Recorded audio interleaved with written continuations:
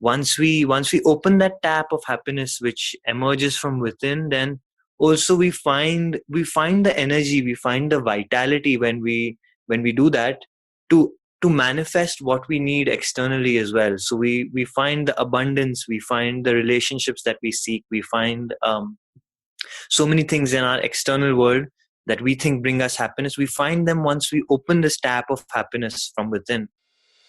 Stay connected to gratitude. Hit the follow button right now and join thousands of listeners tuning in each week. We're the Gratitude Seekers. Come join us.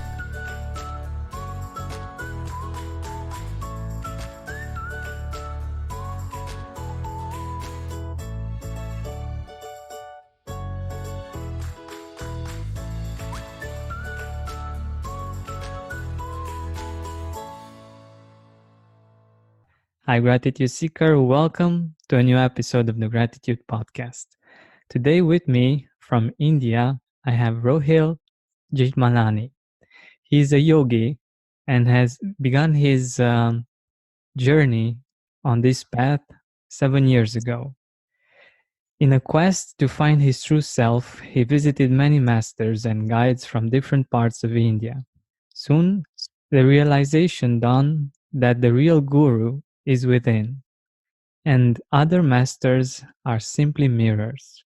He has spent long periods of time over the past few years with his teacher, A.J. Kumar, learning Ashtanga in the traditional Mysore style, and soon afterwards he began to teach, feeling the need to share the secret practices that have brought so much peace and fulfillment in his own personal life and journey.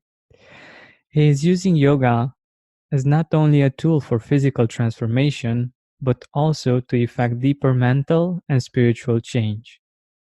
And how we met has a lot to do with this. A few weeks ago, I was thinking it would be awesome to have someone on the podcast to explore the deeper effects that yoga has on us and beyond the body itself. And after a few days, out of nowhere, Rohil appeared, having that exact perspective I was looking for. And so we got in contact, and now here we are. Rohil, welcome to the Gratitude Podcast. Thank you for having me on the podcast, and I'm really looking forward to this. My pleasure. I'm really happy that the universe got us together and that we're able to do this, even though we're so far away, and that we get to learn from each other and to grow and to share this amazing information with people from all around the world. So my first question for you is, why do you think it's easier to feel grateful after practicing yoga? I'm saying this because it's in my own experience. Whenever I practiced yoga, and usually when I did it for with a certain constance, like a few days or weeks or something, I felt that it was so much easier to feel grateful. Why do you think that is? I think when we practice yoga, especially when we're doing the physical practice of the asana, we are really also connecting deeply to our body, to our breath. And when we do this, we are somehow taking ourselves outside of the mind, and so it's easier to feel grateful, because I truly feel that gratitude is very much linked to losing a bit of our self-centeredness, a bit of our ego. So we need to lose a little bit of that to actually feel that space of gratefulness.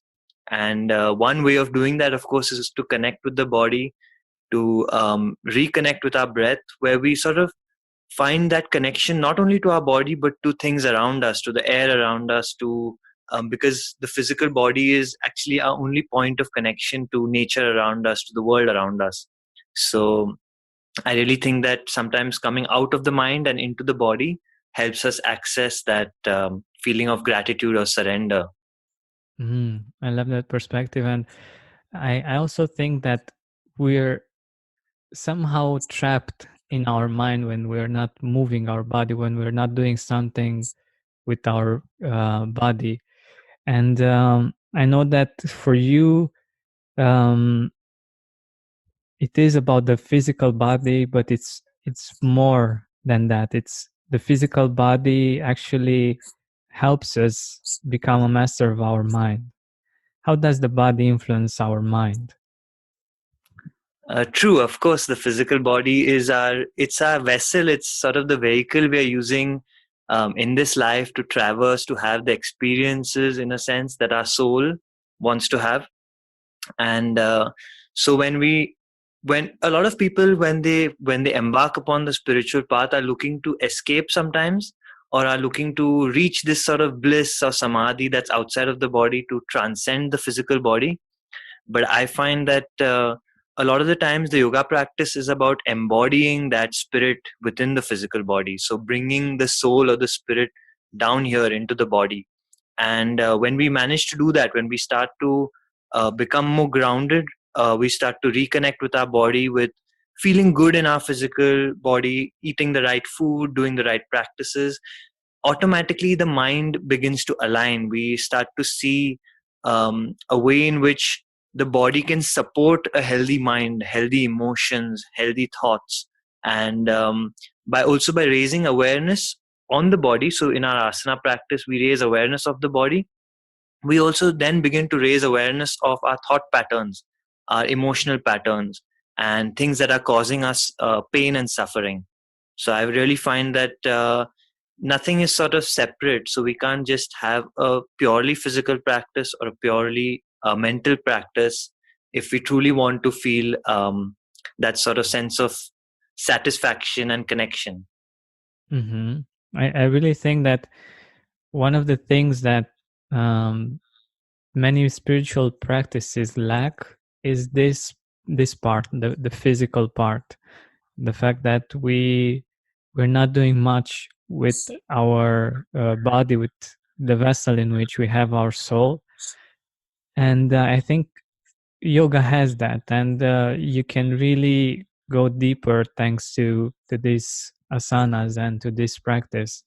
And I'm wondering if you could tell us a little bit about what's happening in our body and how that relates to our soul when we practice asanas, because I think um, many of our listeners know about different kinds of asanas, but they might not know about what happens on a deeper level whenever we take such practice on.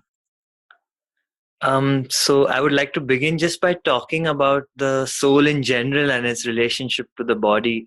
I truly believe that we are here in this physical body on this earth for a particular reason, and that reason is not simply to try and find a way back to source, or try and do a sort of transcendental practice that takes us away from the body or makes us transcend the body. So we find a lot of meditation practices and a lot of other spiritual practices that emphasize on mind over matter. But I truly feel that we have come here to create that enlightenment, that paradise, that bliss here within the physical realm. And so souls have chosen to go through this experience. And I feel that really in the asana practice, we are rejoicing in that fact that we have a body. We are rejoicing in the fact that we can take care of this body to the best of our capacity, and that we are truly bringing out the complete potential that this body has to offer us. Because our physical body also, we shouldn't forget, is a result of many thousands of years of evolution. It's a technology that has been created by nature, and a technology that allows the soul to sort of settle into it and experience this amazing experience that we have, this complex myriad of emotions, thoughts, feelings, situations that we can experience through this body. Mhm. So I really think that the asana practice is allowing us to go deeper, to understand why we are here, and to understand that it's not a polarity of mind versus body or soul versus physical, but that we're trying to create that connection, and that work begins from the physical body. Wonderful, wonderful. Have you seen, for instance, a connection between the rigidity of the mind and the rigidity of the body? Most definitely. I think that we store traumas in our body.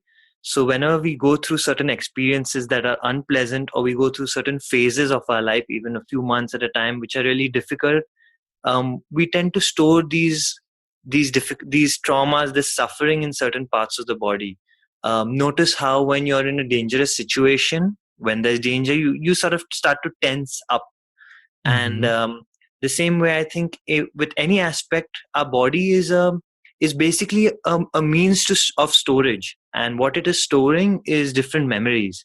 So if we look at our DNA is storing memories of our ancestors, of the entire evolutionary path that has been there before us to bring us where we are. The same way, our muscles and our connective tissue, I see that as a memory for our past experiences within this life. And so when we are in a certain framework of mind, a certain state of mind, we create these blockages. So one way, of course, is also, and I've also found this for myself, that if I go for a meditation retreat and I spend 10 days in silence, I actually find at the end of it my body is a lot more flexible, a lot more loose, and I feel a lot more lightness within the body.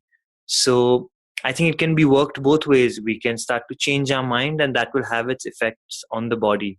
And similarly, as we start to open out the body, what tends to happen is that blockages, as they are released, emotions start to surface. And this is why a lot of people, especially when they immerse themselves in an asana practice, they start to feel quite a lot of emotions coming to the front.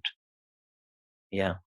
I love the perspective. I love the fact that it actually goes both ways. I was only thinking about how um, the physical practice helps us become less rigid in our mind, but that makes so much sense. Like when we meditate, we become lighter. We become uh, lighter inside, like how we feel, but also in our body. And I think that's quite an interesting perspective.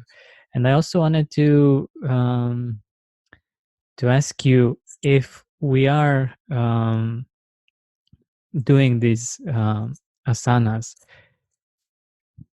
doesn't that have an effect on our emotions in general, like the flow of energies and emotions in our body? Like I think that has a lot to do with gratitude as well. Like it's much easier to feel positive emotions uh, when we take on these practices. Yes, definitely. And I think if from an Ayurvedic and yoga perspective, actually, that it's believed that all kinds of physical ailments and physical problems, illnesses, sickness, all have an emotional root. So actually, all illness begins from emotions. And I think sometimes when we feel emotionally stuck, at least in my own experience, when I felt stuck, when I feel a bit low, a bit depressed, I find that just moving the body allows me to release those emotions. It somehow allows the energy to flow through, and changes it changes how I feel. It changes how what emotions are running through me. And I think one of the reasons for this is that because the asana practice also affects our endocrine system very strongly.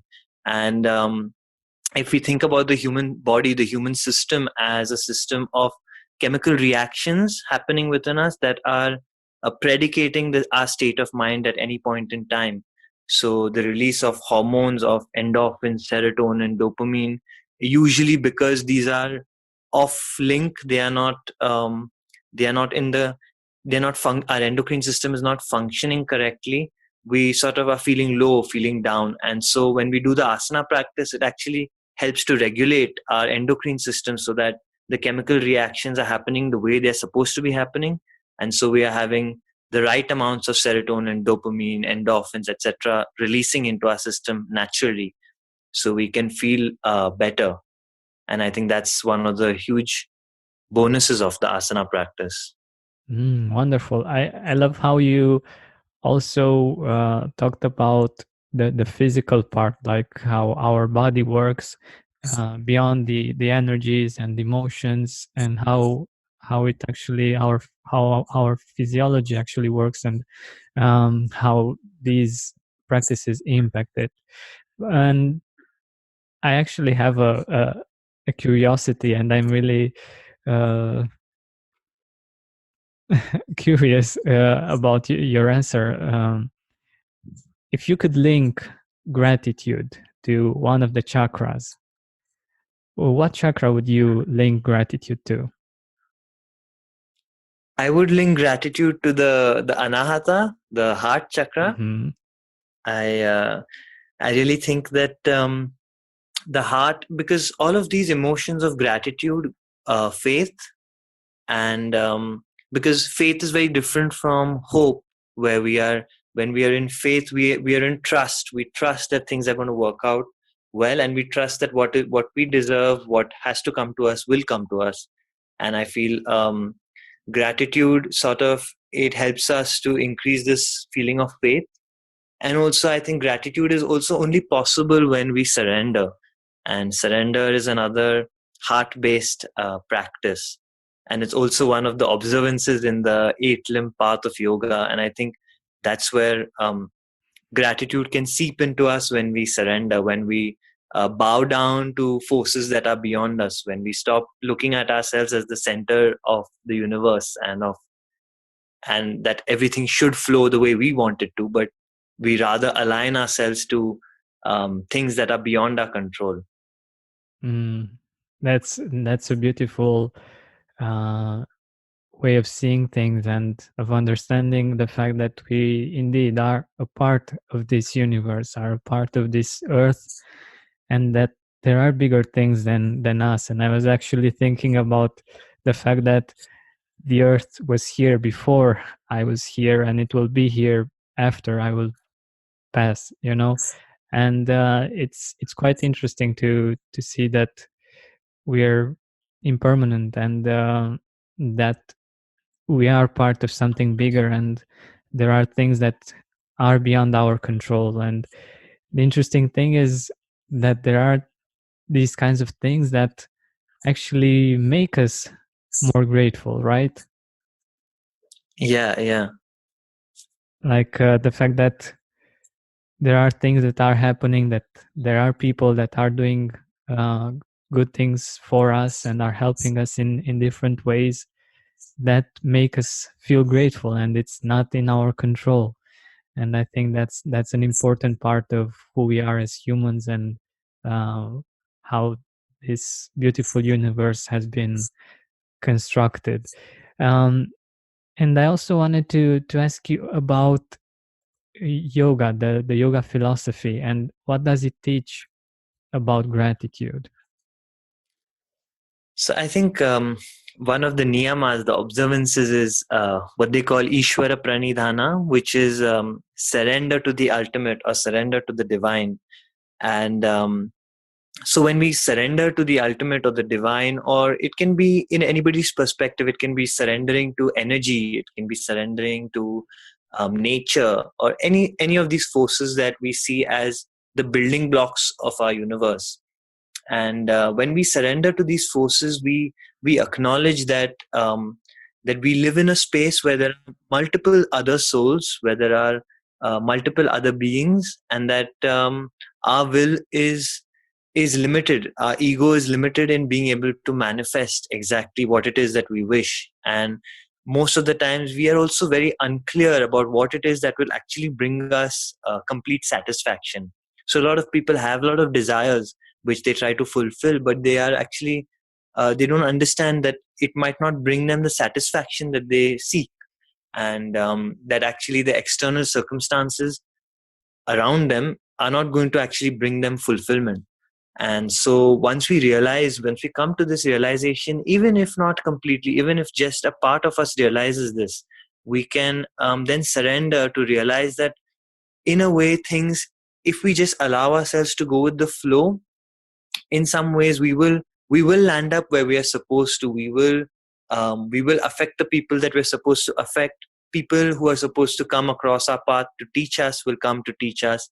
um, there is a synchronicity, a field that is working for us, which which most people are, I think, unaware of, or maybe most of the times also not willing to see, because they do not want to lose control. They want to be in control of their lives. They want to be the leaders of their own lives.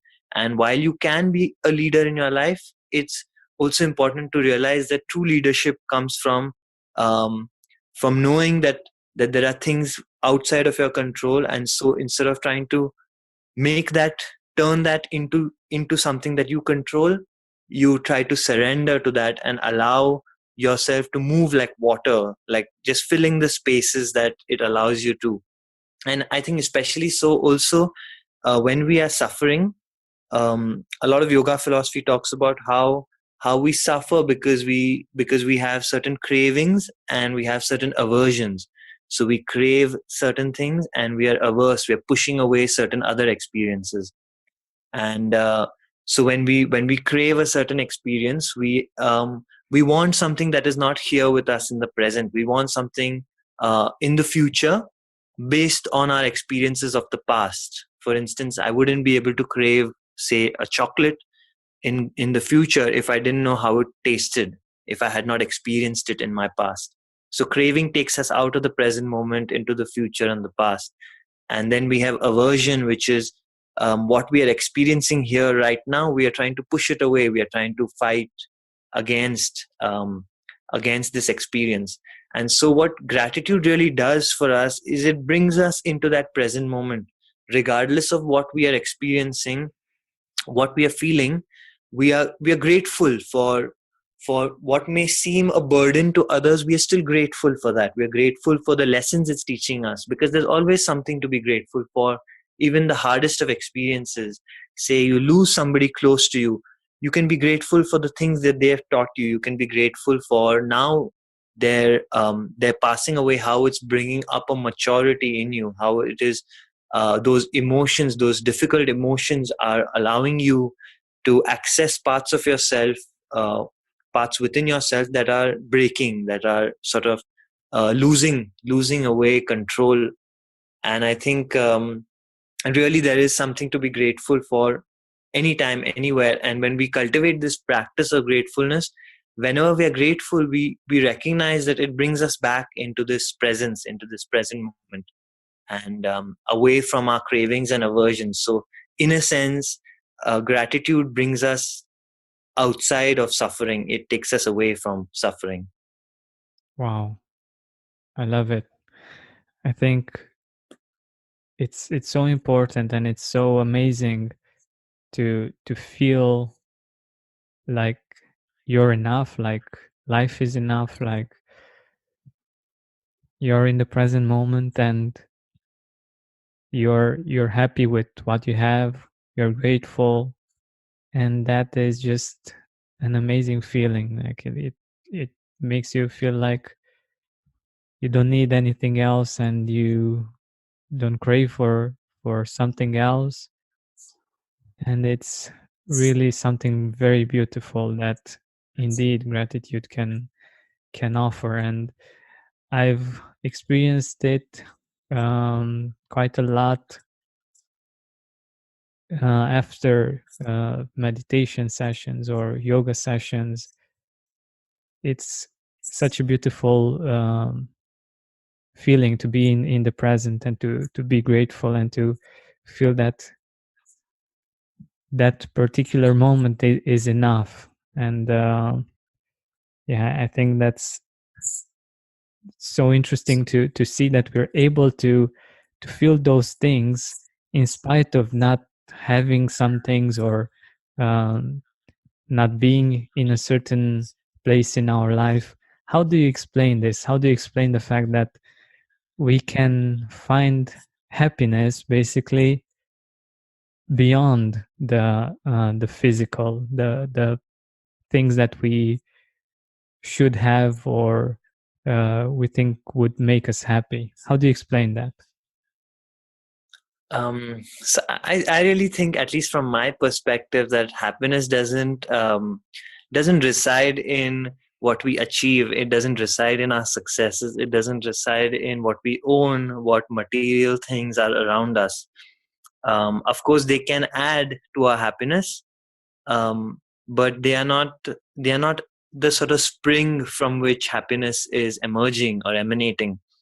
And I think that once we open that tap of happiness which emerges from within, then also we find the energy, we find the vitality when we do that, to to manifest what we need externally as well. So we find the abundance, we find the relationships that we seek, we find so many things in our external world that we think bring us happiness. We find them once we open this tap of happiness from within. And I really think a lot of spiritual practices around the world, not only yoga and meditation, but different spiritual practices, I think most practices talk about going within. That going within is the seed of bliss, of happiness. That we must seek whatever it is that we are seeking from within.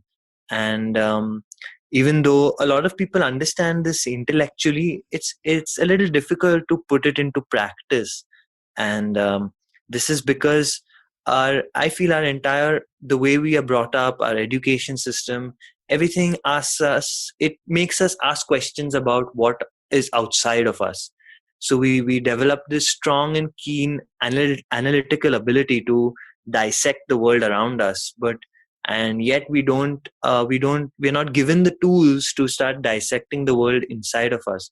We don't know how our own emotions work, how our own mind is working, how we our own mind is causing ourselves suffering. And because it's difficult to analyze ourselves, because we are so I would say woven into our own stories, our own path, our own life, the experiences that are happening to us, that it's difficult to sort out ourselves. And I think this is really what it must be developed as a practice. It's not that you can just go within and find happiness. It's not so easy. I feel that it's, of course, you have to go within, but you have to practice going within. It's not that you can just get up one day from severe depression and say that, okay, I'm just going to be happy. It doesn't work that way. You have to actually you have to practice it. And in the beginning it might seem like it's not working, and you are trying your meditation, you're trying your different practices. So it takes time, it takes a bit of time to actually go within, and it's a practice that has to be cultivated the same way you cultivate a garden. It's overnight you can't just put a seed and expect a tree. You need to water it patiently, day after day, month after month, year after year, before that tree can grow and start to give you fruit. So I see it the same way. And that's so true. And it makes a lot of sense since the things that got us to where we are, if we are in a bad situation, usually took time to build up. And even though sometimes we might not realize it. And it makes a lot of sense that it would take a while to get out from that situation, and um, something consistent that will help us heal and get in a better state. But I also wanted to ask you about your experience with gratitude. If you remember the first time that you experienced gratitude, and how it was for you to discover this feeling. um, I think the first time I actually experienced gratitude was on a night out with some of in college, where I was with a few buddies, and we actually had done a night trek, and we were atop this sort of hill in out in the countryside, and it was a really beautiful full moon night. And I think I was just sort of awed by the magnificence of nature, by how much we had been given and how much we continue to be given by the earth, even though we are uh, constantly as a species just taking and taking, and putting the systems of the earth itself into jeopardy, and yet the earth keeps giving and giving. And um, it was an experience where I just sat with this feeling of gratitude uh, for the ability to breathe, for the ability to be there, for the ability to have this body, to have this experience. And it was actually I would say, in some ways, quite a life changing moment for me. That was possibly the first time I felt gratitude to such an extent, where Mm-hmm. before that there may have been things I read, or I would do it for maybe a minute or two or a few minutes, but this was just hours of this overpouring of gratitude. And I think that night, that experience, it really shifted me in some ways. Beautiful, beautiful. And what about now? Are you doing something consistently to feel grateful, or is it something that comes naturally to you? I would say that like gratitude comes naturally, but it doesn't come naturally all the time.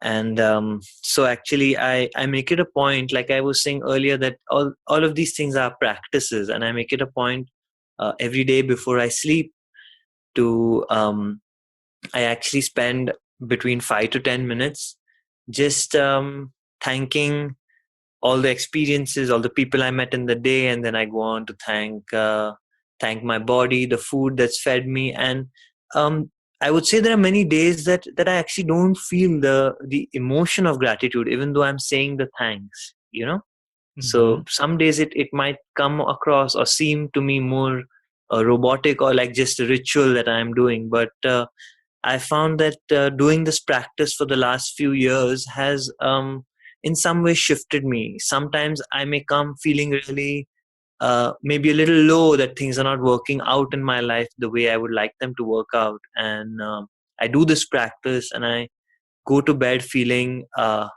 peace, feeling a calm, feeling like everything is meant to be. And so I think that just by doing that daily practice, it just brings me back. It reminds me in times where I forget that everything is the way it should be, Mm. and that, yeah, to surrender to that process. That's so beautiful. And when you think about surrendering just before going to sleep, I'm so sure that it makes for a so much better sleep. Like when you, instead of thinking about all kinds of things that you might not be able to control, you surrender. You feel grateful, you surrender, and you let it go. And I think sleep is very important for all of us. And uh, being refreshed in the morning and able to take on the day is something that's very useful. So gratitude seekers, think about it. If you're not doing this already, it might be a really good idea to take on this practice and to enjoy a better sleep, and also to end the day in a positive note. And by surrendering, I think it's beautiful to do this and to have this perspective. I will definitely take this on as well, surrendering before going to sleep, because it's really something beautiful that we can do. And as I feel it, it can really have a beautiful impact. Yes, definitely. And I think the one thing I just wanted to add was that I actually feel in some ways that I have been sleeping better as a result of this practice. And I now have come to see sleep as an opportunity we have every day to truly die, and in a sense die to all our problems, all the challenges, all the difficulties, all the routine that we have to go through every day. And so when we do this just before we sleep, we have those few moments right as we drift off into sleep, where we are just completely surrendered, as you said. And I think that's why I really enjoy. I've come to enjoy this practice quite a bit. Hmm. Awesome, awesome. That's a really good tip, and I really appreciate you sharing it. And since we're nearing our time together, I wanted to ask you if you want to mention a few people in your life that you're grateful for. I'm grateful to a lot of people in my life. I would say I'm particularly grateful to my parents for the way they brought me up, for the way they allowed me to explore from a young age. Um, Even though it seemed like I was not doing the things that most people were doing, or I was not doing the things I should. But I think I'm grateful to them to give me this opportunity to come into my own self, and I'm also grateful to some of the teachers I've come across who have really opened my mind in terms of my practices, my yoga, meditation. Uh, I would also say that I'm also grateful to. I work with a lot of sacred medicines, so I'm grateful to people who bring these sacred spirit medicines and to who have dedicated their life to the awakening of humans, who have dedicated their life to bringing us back in harmony with nature in some ways. And I would lastly also say that I'm grateful to everybody out there who is making a positive change, first of all, in their personal lives, who are putting in the work, putting in the effort um, to align themselves more, to feel better in themselves. And that is making a huge quantum shift in our global, you can say, climate. And also grateful for those like yourself who are making a positive impact in the world around them Thank in you. whatever field it may be. So yeah, really grateful for that. I love this perspective. And indeed, we are part of this earth, and the better we feel, the better we are as human beings, the better the whole environment is, whether that's the emotional environment or the physical environment or the spiritual environment. And I think that's a beautiful message to end with. But I also wanted to ask you, where can our audience find you? I know that you have beautiful presence on Instagram, a website. Yeah, you can find me my some of my offerings on my website, which is shivatman.yoga, SHIVATMAN dot yoga. And with the same name, you can also find me on Instagram. I'm actually in the process also of just starting up a YouTube channel where I want to share some of my perspectives on yoga philosophy and stuff like that. It's still new, but in the future, I hope I can get down to it and really put in some work, getting some videos out there. Beautiful, beautiful. So check out Rohil's Instagram, website, and YouTube. He has some amazing pictures and some really great ideas that can make a difference. So yeah, thank you so much for accepting my invitation and for being here with us. Thank you so much for this opportunity and for the work you do. I wish you the best. Thank you. Hey, Gratitude Seeker, thank you so much for taking the time to listen to this interview. I really appreciate it. And if you could think of one person that would also benefit from it, share it with them. It might actually be the inspiration that they need to make their day or maybe even their life much better. Thank you so much once again. This has been Georgian Benta. Don't forget to keep seeking and spreading gratitude. Are you experiencing more lack in your life than you used to? Unfortunately, some things are not in our control, but we can control how we see them. Join me on a 7-week journey from lack to abundance through gratitude. Go to georgianbenta.com/abundance course. That's georgianbenta.com/abundance course to join me now. Recession, war, inflation, layoffs. It can be hard to see abundance around us in these troubling times. That's why I've created a course to help you see and experience more abundance in your life through the power of gratitude.